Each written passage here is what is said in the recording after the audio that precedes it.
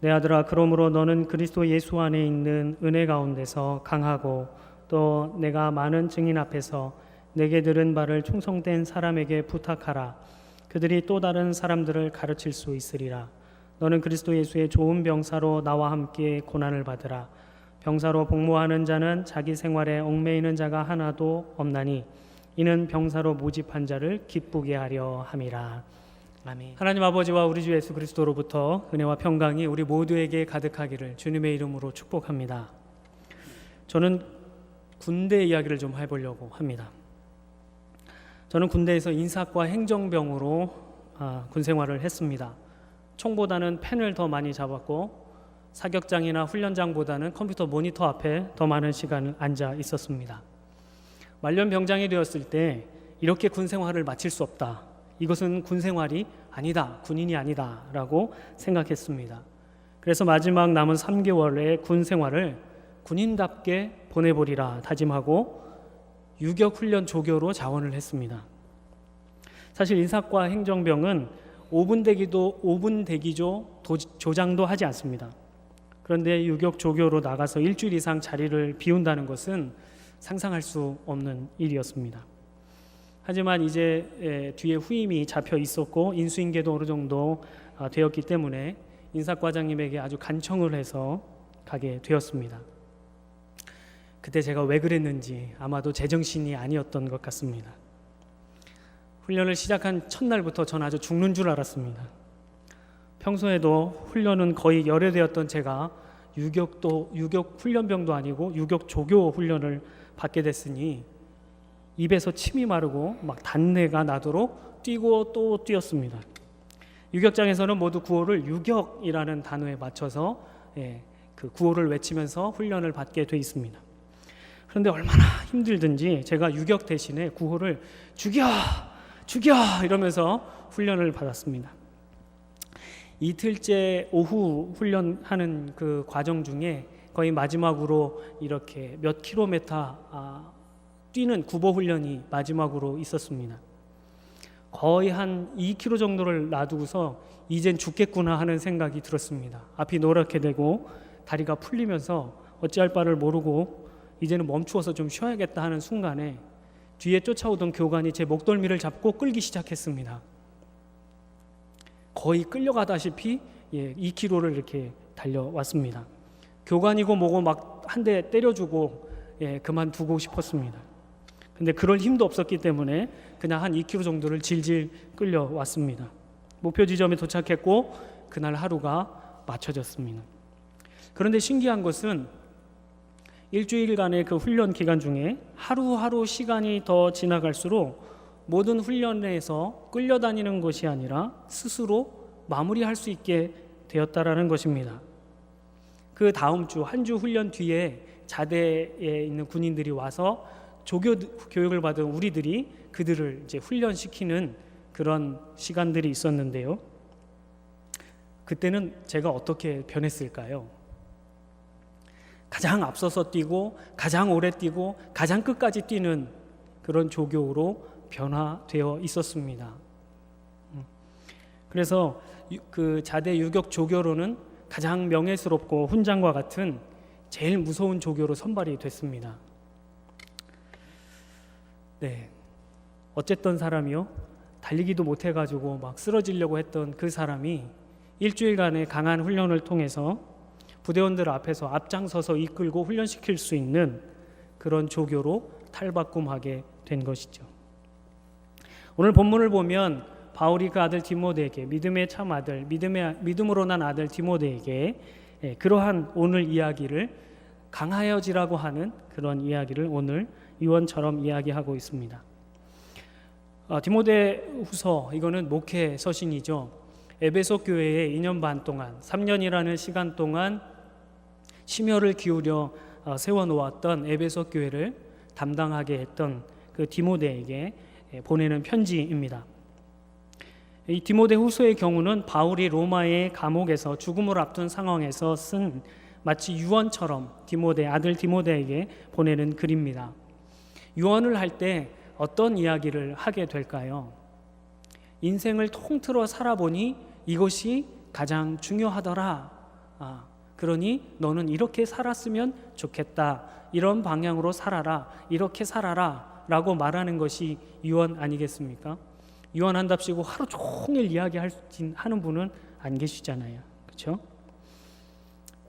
꼭 해주고 싶은 한마디 한마디를 이 디모데후서의 수서를 통해서 그 아들 디모데에게 쓰는 것입니다. 바울이 2장 1절에 보니까 오늘 본문에서 전하는 유언의 첫 번째는 강하여져라 라고 하는 것입니다. 내 아들아, 디모데에게 그렇게 부르지요. 내 아들아, 그러므로 너는 그리스도 예수 안에 있는 은혜 가운데서 강하고 라고 말하고 있습니다. 지금보다 더 강하여지고 그것이 계속해서 강한 것이 유지되어 가라 라고 말하고 있는 것이죠. 이 세상을 살아갈 때, 또 목회를 할 때, 신앙인으로서, 성도로서 믿음을 지켜나갈 때 어떤 상황을 만나더라도 승리할 수 있기 위해서는 모든 상황에 대처할 만한 능력을 가지고 있어야 합니다. 제가 조교 훈련을 가기 전에는 그런 강한 훈련들, 강도 있는 그런 신체적인 훈련을 감당해낼 만한 능력이 그 당시에는 없었죠. 그러나 강도 높은 훈련을 계속해서 받으면서 그러한 능력이 차근차근히 제 몸속에, 근육 속에 들어가면서 그 이후에 어려운 그 훈련들을 감당해낼 수 있었던 것처럼 신앙적으로, 영적으로 강하여진 사람은 어떠한 모든 상황에 대처할 수 있는 그런 능력을 가지게 됩니다. 그러기 위해서는 우리가 강해져야만 합니다. 우리가 신앙생활을 하면서 어떤 상황에 부딪힐지 모르기 때문에 그렇습니다. 그렇지만 모든 상황에 부딪혔을 때 그것을 넉넉히 대처할 수 있기 위해서는 강해져야 하는 것이죠. 체력적으로나 지적으로 약한 상태에서는 어떤 고난이 다가오면 일단 판단력이 흐려지고 두려움이 먼저 찾아오게 됩니다. 난 저걸 할 수 없을 것 같아. 제가 제 한계에 도달했다고 생각하고 주저앉아 포기하려고 할 때 그 교관이 잡고 목도미를 잡고 끌고 가니까 어때요? 그 이상을 할 수 있었던 것처럼 약한 사람은 자기의 한계에 부딪히면 일단 이 집중력이, 판단력이 떨어지고 그만 할 수 없다라고 하는 두려움이 찾아오고 주저앉게 되지요. 그래서 그 상황을 헤쳐나가기보다는 그 상황 가운데 매몰되어 버리게 됩니다. 그래서 그렇지 않기 위해서는 우리가 영적으로 또한 지적으로 체력적으로 강해져야만 하는 것입니다. 이런 영어 기도문이 있어서 제가 참 좋아합니다. Don't pray an easy life, but pray to be a strong man. 쉬운 삶을 살도록 기도하지 말고 강한 사람이 되기를 기도하라 라는 뜻입니다. 강한 사람은 평안할 때에도 자신을 다스릴 줄 알고 어려운 상황에서도 자신을 지켜낼 수 있기 때문에 그렇습니다. 그런데 오늘 바울이 디모데에게 이 강해지게 되는 것, 강하게 만드는 것은 어딘가라고 말하고 있습니다. 오늘 본문에 보니까 강해짐의 근원이 바로 은혜 안에 있다라고 말하고 있습니다. 1절을 다시 보겠습니다. 내 아들아, 그러므로 너는 그리스도 예수 안에 있는 은혜 가운데서 강하고 라고 말하고 있습니다. 우리가 영적으로 강해질 수 있는 것은 우리 자신이 끊임없이 노력한다고 되는 것이 아니다라는 것입니다. 강해져야지. 기도 많이 해야지. 그냥 단순하게 기도의 시간을 분량을 많이 늘리고 그냥 내가 기도 시간이 많아, 나는 하루에 3번씩 정화서 기도해, 나는 매일같이 5장씩 10장씩 20장씩 성경을 읽어, 이것을 자랑하기 위해서 열심히 훈련한다고 해서 영적으로 강해지는 것은 아니다라는 것입니다. 우리 삶의 전반에 걸쳐서 지속적으로 우리를 강하게 만드는, 그래서 승리의 삶으로 이끄는 강함은 오직 은혜이다라는 것입니다. 하나님의 은혜가 있어야만, 그 은혜로 전신갑주를 취해야만, 그 은혜가 지속돼야만 우리는 강해질 수 있다라는 것입니다. 그런데 그 은혜를 주시는 주체가 누구인가? 바울은 그리스도다, 그리스도 예수다라고 오늘 1절에서 또 말하고 있는 것이죠. 우리는 약합니다. 늘 죄의 문제로 고민하고 세상의 유혹에 넘어져서 지쳐있는 그런 존재들입니다. 우리는 늘 마음속에 있는 두 가지 마음이 서로 싸우는, 그래서 때로는 이기기도 하지만 때로는 대부분은 지는 그런 연약한 존재들입니다. 이런 우리가 스스로 노력해서 강해질 수 있다고 생각하지 마시기 바랍니다. 오직 예수 그리스도를 만나고 그의 은혜 안에 들어갈 때 우리는 강해질 수 있는 것입니다. 바울이 디모데에게 전한 두 번째 유언은 복음을 전하는 사람이 되라는 것입니다. 2절에 보니까 또 내가 많은 증인 앞에서 나에게 들은 바를 충성된 사람들에게 부탁하라. 그들이 또 다른 사람들을 가르칠 수 있으리라 말씀하세요. 이것은 첫 번째 유언과 어쩌면 연결되는 것인데 우리가 강해져야 하는 이유가 바로 2절이다라고 이야기하는 것이죠. 우리가 예수 그리스도를 만나고 그 은혜 안으로 들어가는 훈련을 통해서 강해져야만 하는데 그 강해져야 하는 이유는 바로 우리가 세상 속에서 은혜로 살아갈 뿐만 아니라 이 은혜의 복음을 전하는 삶을 살아야 하기 때문이다. 그러나 우리가 약하고 주의 예수 그리스도를 만나지 못하고 그의 은혜 안에 거하지 못하면 우리가 그리스도 예수의 복음을 증거할 수 없다라는 이야기인 것이죠. 여기서 충성된 사람들에게 부탁하라 했는데 이 부탁하다는 말은 말하다, 전하다, 가르치다라는 의미가 담겨 있습니다. 그래서 내게 들은 바 바울에게 영적인 아버지에게 전해들은 그 예수 그리스도의 그 복음, 그것을 충성된 자들에게 가르치고 전하고 말하라라고 하는 것이죠. 그런데 이 복음을 전파하는 사람이 되기 위해서, 그것을 말하는 사람이 되기 위해서 먼저 선행되어야 할 것이 있습니다. 그것은 무엇이냐면 먼저 듣는 것입니다. 바울이 디모데에게 말하기를 내게 들은 바 나에게서 네가 디모데 너가 들었던 것, 그것을 말합니다. 먼저 들어야 합니다. 바울을 통해 디모데가 들었던 그 복음, 그것을 의미하는 것이죠. 내가 복음을 전하는 강한 사람이 되기 위해서는 어떻게 해야 된다는 것이에요? 내가 먼저 복음을 들어야 한다라는 것입니다. 여러분은 복음을 들으셨습니까? 여러분 마음 안에 복음이 있으십니까? 그럼 복음은 무엇일까요? 네, 복음은 예수 그리스도시죠. 예수 그리스도 외에는 복음이 없는 것이죠. 그렇죠? 그를 성령이 역사하셔서 주의 은혜로 말미암아 믿음으로 그를 붙잡음으로 우리가 복음을 받고 또 하나님의 자녀가 되고 상속자가 되는 것이죠. 그 복음을 바르게 들어야 합니다. 바른 복음을 듣고 이 당시에 유대인들처럼 예수 그리스도를 믿음으로 말미암아 구원 얻는 것이 아니라 의롭게 된다는 것이 아니라 그들이 무엇인가를 첨가하거나 무엇인가를 빼버려서 온전치 못한 바르지 못한 복음을 듣는 것은 우리에게 아주 독이 되는 것입니다. 이 영에서 하나만 더해도 하나만 빼도 좌로나 우로나 치우치게 되는 것처럼 아주 깨끗한 물에 잉크방울 하나만 떨어뜨려도 그것은 깨끗한 물이 아닌 것처럼 복음에 어떤 것을 더해도 어떤 것을 빼도 그것은 복음이 되지 않는 것이죠. 바른 복음을 바르게 들어야 합니다. 또 들을 귀가 있어야 합니다. 그래서 우리는 날마다 하나님 앞에 나아갈 때 어떻게 기도해야 할까요? 하나님, 우리의 귀를 열어서 그 주의 복음을 듣게 하여 주옵소서. 제 말은 우리가 수요일마다 새벽마다 주일마다 나와서 설교를 듣는 것을 이야기하는 것이 아닙니다. 참으로 성령께서 말씀하시는 그 세세한 음성을 들을 수 있어야 한다라는 것이죠. 왜요? 성령께서 하시는 그 말씀이 살아계셔서 우리 안에 역사하시고 그 말씀이 우리의 심령 골수를 찔러 쪼개서 죄를 자복하게 하고 그 예수 그리스도를 붙들게 하기 때문에 그렇습니다. 그 바른 복음을 들을 수 있기를 주님의 이름으로 축복합니다. 그렇게 바른 복음을 들을 때에 그 은혜를 더욱 사모하게 되고 그 은혜밖에 없음을 고백하게 되고 그 은혜 안으로 들어가게 되고 그 은혜로 말미암아 우리가 영적인 전신갑주를 입게 되고 우리가 강하여지게 되는 것입니다. 그러면 어떻게 하면 우리가 강하여져서 그리스도의 복음을 증거하는 삶을 살아갈 수 있을 것인가? 하나님은 우리에게 두 가지를 알려주셨습니다. 첫째는 우리가 강하여질 수 있는 첫 번째 방법은 은혜 안으로 들어가는 것입니다. 그리스도 안에 있는 그 은혜로 자꾸만 걸어가는 것입니다. 하나님이 때를 따라 도와주시는 그 은혜의 보좌 앞으로 한 걸음 한 걸음 더 가까이 나아가는 것입니다.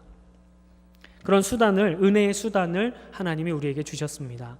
은혜의 수단은 무엇일까요? 말씀과 기도입니다. 디모데전서 4장 5절에 하나님의 말씀과 기도로 거룩하여 지민이라 라고 말씀하고 계십니다.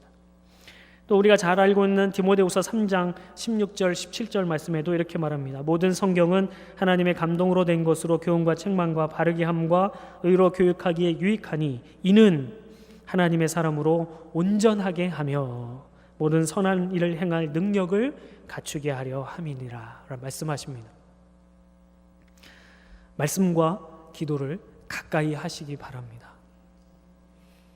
습관적으로 하시지 마시고 그것으로 나의 자랑거리로, 종교 행위로, 신앙 행위로 나를 높이는, 나의 만족을 위하여 하는 말씀과 기도가 아니라 하나님을 기뻐하며 하나님을 알아가며 하나님을 닮아가기 위한 하나님께서 주신, 예수 그리스도를 통하여 주신 그 말씀과 기도를 가까이 함으로 예수 그리스도를 알아가고 그 능력으로 사랑할 수 없었던 사람을 사랑하게 되는, 사랑의 능력이 없던 사람이 사랑하게 되는, 그리고 복음을 증거하게 되는 그런 강한 자로 서게 되기를 간절히 바랍니다. 두 번째로는, 우리가 강해질 수 있는 두 번째로는 구별된 삶을 살아가기로 애쓰는 것입니다. 몸부림치는 것입니다. 피 흘리기까지 싸우는 것입니다. 그러면 강해질 수 있습니다. 제가 처음에 군대 이야기를 시작했죠. 저는 참으로 약했습니다. 강하다고 생각했습니다. 왜요? 1년 내내 밤을 새면서 살아야 했기 때문에 그렇죠. 선임이 열심히 이 일명 가라라고 하는 행정을 해놓았습니다. 서류가 한 50가지 정도 되는데요. 앞뒤가 안 맞습니다.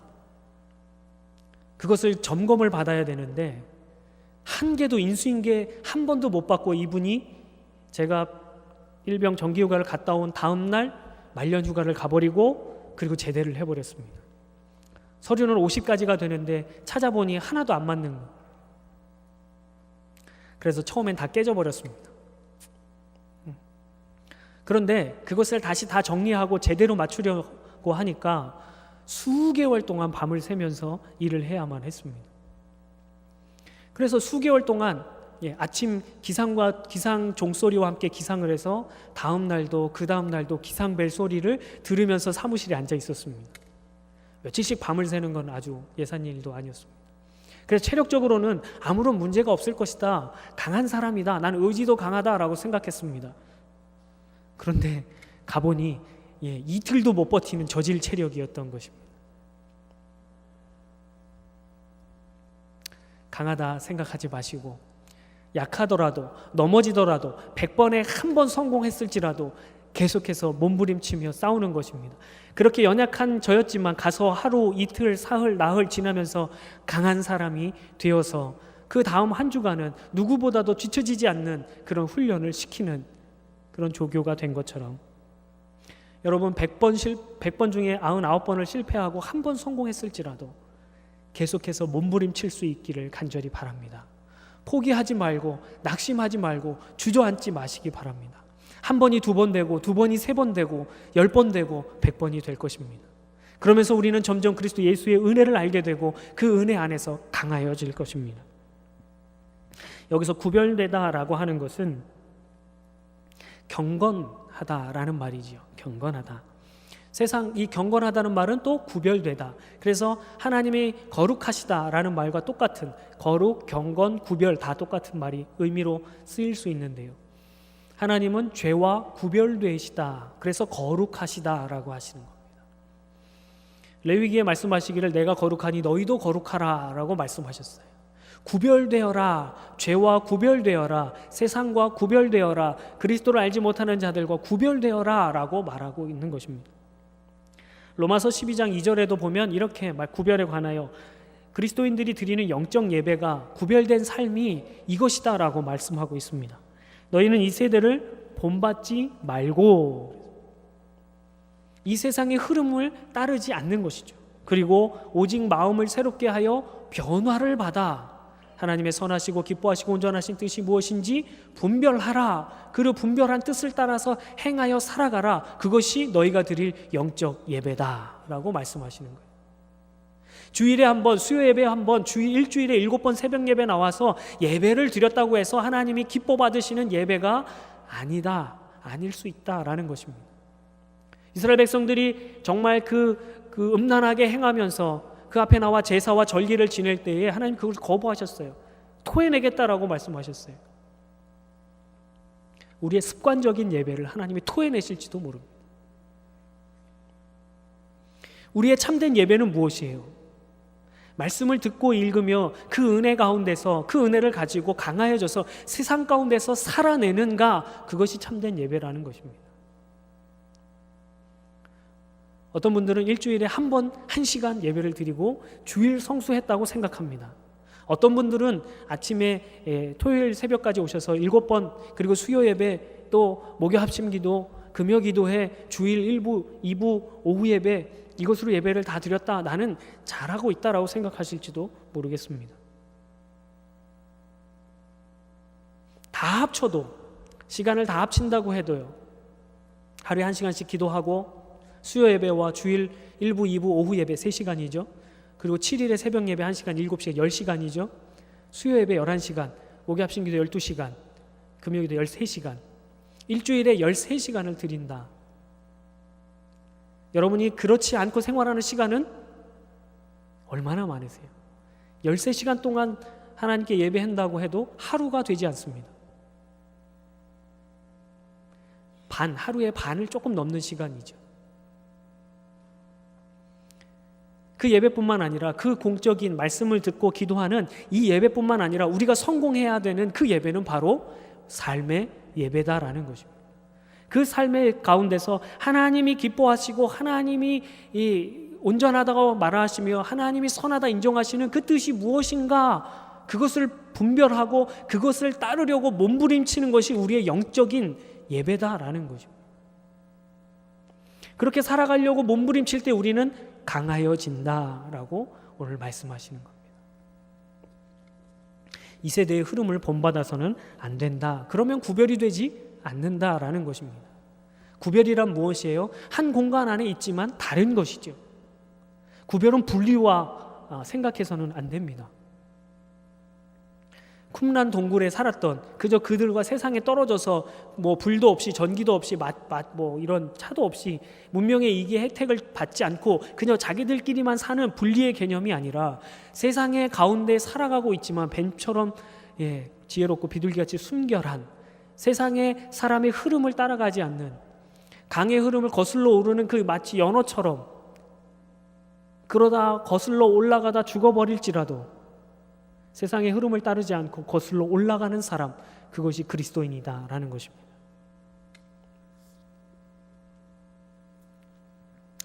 그렇게 거꾸로 올라가다 보면 스스로도 너무나 힘이 듭니다. 걸리는 것들이 너무나 많습니다. 올라가지 못해서, 거스르지 못해서 상처가 나고 지치고 지쳐서 그 흐름에 휩쓸려 떠내려갈 수도 있습니다. 그렇게 살면 3절에 보니까 고난이 있다라고 말하고 있습니다. 너는 그리스도 예수의 좋은 병사로, 좋은 병사란 어떤 병사예요? 마음을 새롭게 하여서 이 세대의 흐름을 본받지 않고 하나님의 선하시고 기뻐하시고 온전하신 뜻을 분별하며 그 뜻을 따라가는 병사, 그게 좋은 병사죠.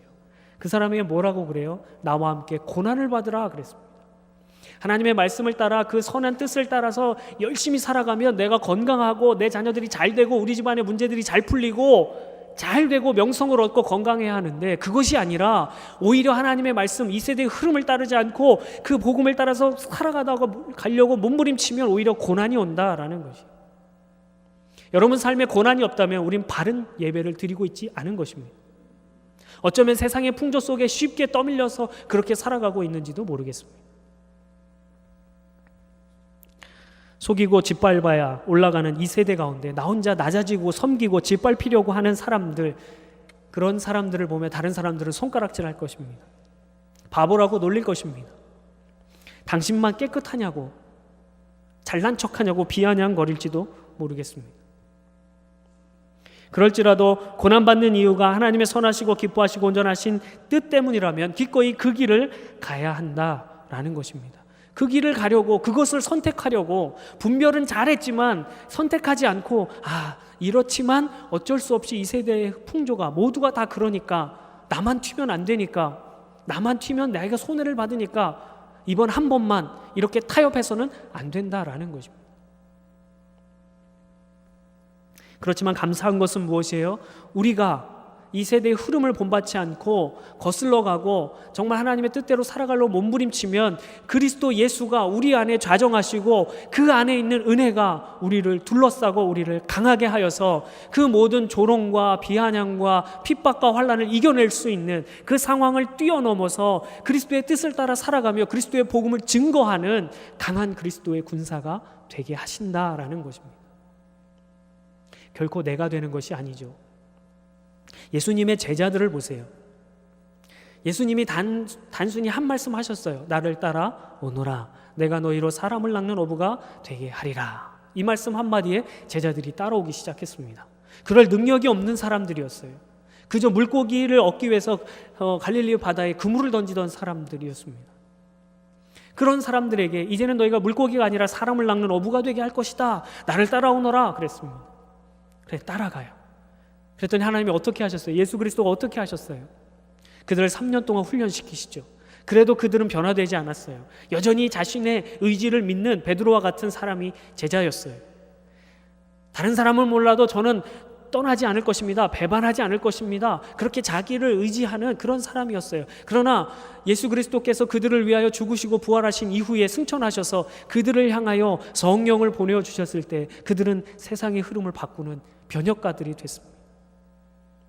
참으로 하나님께서 그들을 그렇게 만들어 가셨습니다. 예수님께서 제자들을 부르실 때 하신 그 말씀, 예수님께서 그렇게 만들어 가셔서 마침내 사람을 하루에 3,000명, 5,000명을 낚는 그런 사람으로 만들어 가셨습니다.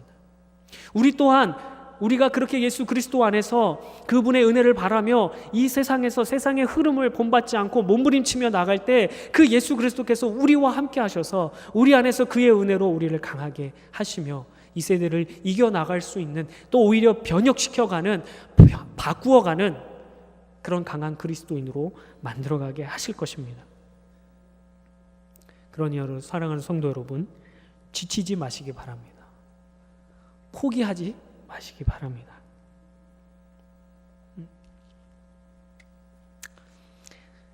또 감사한 것은 우리가 그렇게 강한 그리스도인으로 살기 위하여 주의 은혜 수단 앞으로 나아가고 은혜 보좌 앞에 나아가고 그 앞에서 받은 그 은혜로 살아가기로 몸부림칠 때에 하나님은 반드시 그런 삶에 열매를 주신다라는 사실입니다. 그것이 우리에게 큰 위로를 줍니다. 이 열매는 두 가지가 나타납니다. 하나는 무엇이냐면 4절의 말씀처럼 병사로 부른 자들, 모집한 자를 기쁘게 하는 삶을 살게 한다라는 것입니다. 뭐야 이게, 열심히 살았더니 고난만 주고 내게는 아무것도 열매가 없는가? 라고 생각할지 모르겠습니다. 그러나 예수 그리스도로 말미암아 새로운 삶을 얻게 된 자는 그 안에 누가 계세요? 나와 함께 그리스도가 있는 것이 아니라 나는 없고 그리스도만 있으신 거예요. 그래서 그의 영으로 말미암아 우리가 그분의 뜻을 따라 살아가게 되는데, 그렇게 살아내면 그분이 기뻐하신대요. 그분이 어디 계시는데요? 내 안에 계시는데요. 그분의 기쁨이 충만하면 내 안에 기쁨이 충만해지는 것입니다.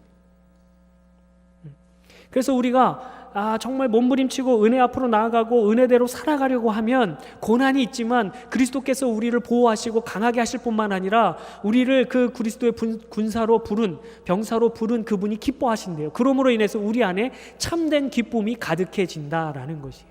고난이 있고 슬픔이 있고 아픔이 있을지라도 우린 날마다 기쁘며 살아갈 수 있다라는 것이에요. 너는 왜 항상 우니, 이런 찬양 있지요. 아이들이 부르는 노래, 주일학교, 유치부, 유아부에서 부르는 노래이죠. 예수님이 아무리 힘들고 어려워도 눈물 나도 너는 왜 웃느냐라고 말해요. 모르겠다. 그렇지만 예수 그리스도 때문에 나는 항상 기쁘고 감사하고 즐겁다라고 하는 가사지요. 그런 기쁨이 우리 삶에 충만하게 된다라는 것입니다. 또 하나의 열매는 그렇게 살아가는 우리들의 모습, 강한 모습으로 시대를 거슬러 올라가는 그 모습을 통해서 다른 생명의 열매가 맺힌다는 것입니다. 디모데전서 4장 16절은 이렇게 말합니다. 디모데 너가 너 자신과 가르침을 살펴서 이 일을 계속하라. 이것은 배우고 가르치는 일을 말합니다. 이 일이라고 말하는 것은 스스로 계속해서 가르치고 배우는 일을 계속 살펴서 가르치는 것이 자기에게도 일어나고 있는지 없는지 살피라는 거죠. 그렇게 해서 계속해서 이 일을 행하면 계속하라. 이것을 행함으로 너 자신과 너에게 듣는 자를 구원하리라 라고 말하고 있어요. 우리가 주의 은혜 안에 은혜의 도구로 계속해서 나아가고, 그리고 그 은혜로 깨달은 것, 그 은혜로 또 세상의 흐름을 거슬러 올라갈지라도 하나님의 뜻대로 살아가려고 몸부림치면 나 자신뿐만 아니라 내가 강하여질 뿐만 아니라 나의 모습을 통해서 또 다른 생명의 열매를 얻게 될 것이다. 그로 인하여 또 한 번 하나님이 기뻐하실 것이다. 그로 인하여 내 안의 기쁨이 더욱 충만하여질 것이다 라는 것입니다. 그런 열매가 우리 안에 생기게 된다라는 것입니다. 여러분 어떻게 살아가시겠습니까? 매일 쏟아지는 그 은혜의 말씀 받고 은혜 받았습니다 라고 악수하고 가세요. 근데 저는 개인적으로 솔직히 은혜 받았습니다 라고 말씀하지 마시고 그냥 삶으로 증명해 주셨으면 좋겠습니다. 한국교회가 변하지 않는 이유는 뭐예요? 강단의 문제도 있지만 강단에서 선포되는 말씀을 귀로 듣고 은혜 받았습니다 라고 하고 변화되지 않는 우리들 때문에 그렇죠. 말씀을 선포하면서도 변화되지 않는 목사들 때문에 그렇고, 말씀을 듣고 은혜 받았습니다 라고 말하면서도 변화되지 않는 우리들 때문에 그런 것입니다. 사랑하는 성도 여러분, 진정으로 은혜 받았다면 그 은혜가 은혜되게 하는 삶을 살아내시기를 주님의 이름으로 축복합니다. 이런 삶이야말로 정말 내 안에 그리스도가 사시고 내 안에 기쁨이 충만한 이 세상을 이끌어갈 수 있는, 바꾸어갈 수 있는 그런 강한 삶이 될 줄로 믿습니다. 우리가 일생에 감당해야 할 사명이 있다면 이 두 가지가 아닐까 생각합니다. 은혜 안에서 강하여지는 것과 그것을 통하여 복음을 전파하는 것. 이런 삶을 위해 우리는 은혜의 수단으로 가까이 나아가고 구별되기를 힘써야 합니다. 이것은 아주 힘들고 쓴 훈련입니다. 그러나 그 열매는 매우 달 것입니다. 그럴 때 우리는 진정으로 강한 자들이 되고 또한 우리의 삶을 통해 그리스도의 복음이 전파될 것입니다. 그리고 많은 사람들이 그리스도께로 돌아오게 될 것이고 하나님의 나라가 우리 가운데 임하게 될 것입니다. 이런 은혜가 저와 여러분에게 가득하기를 주님의 이름으로 축복합니다.